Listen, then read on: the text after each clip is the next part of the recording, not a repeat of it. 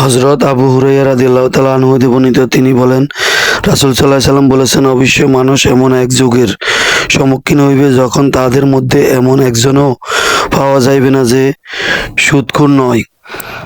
সেই ও সুদ না খেলেও তার ও ধুলোবালি মলিতা তাকে স্পর্শ করবে। হাদিসটি ইবনে মাজায় 2278 নম্বরে রয়েছে।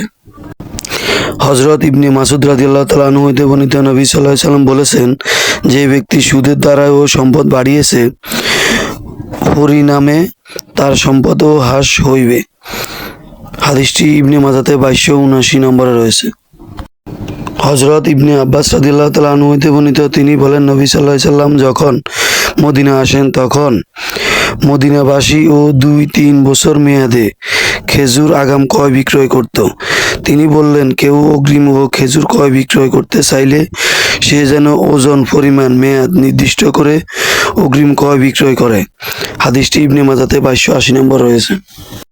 হযরত উমাইয়া বিনতু রোকাইয়া রাদিয়াল্লাহু তাআলা আনহা বলেন, বায়াত হওয়ার উদ্দেশ্যে আমি কতক মহিলাকে সম্মিলিত ব্যবহারে মহানবী সাল্লাল্লাহু আলাইহি সাল্লামের নিকট উপস্থিত হইলাম।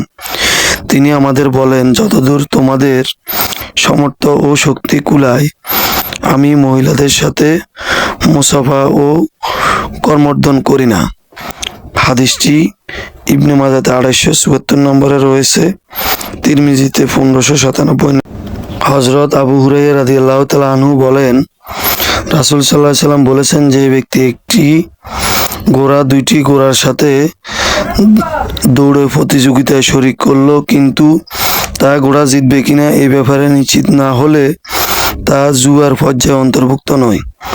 আর যে ব্যক্তি একটি ঘোড়া 2টি ঘোড়ার প্রতিযোগিতায় শরিক করলো এবং তার ঘোড়া জিতবে বলে সেই নিশ্চিত হলে তাও জুয়ার অন্তর্ভুক্ত। হাদিসটি ইবনে মাজা 2য় খণ্ড 2876 নম্বরে রয়েছে, আবু দাউদে 2579, আহমদে 10179। শত্রু রাষ্ট্রে কোরআন নিয়ে ভ্রমণ করা নিষিদ্ধ। ইবনে উমর রাদিয়াল্লাহু তাআলা আনহু হতে বর্ণিত, রাসূল সাল্লাল্লাহু আলাইহি সাল্লাম বলেন, কোরআন মাজিদ সাথে নিয়ে শত্রু এলাকা সফর করা নিষেধ করেছেন, এই আশঙ্কা যে তা ও দুশমনদের হস্তগত হয়ে যেতে পারে।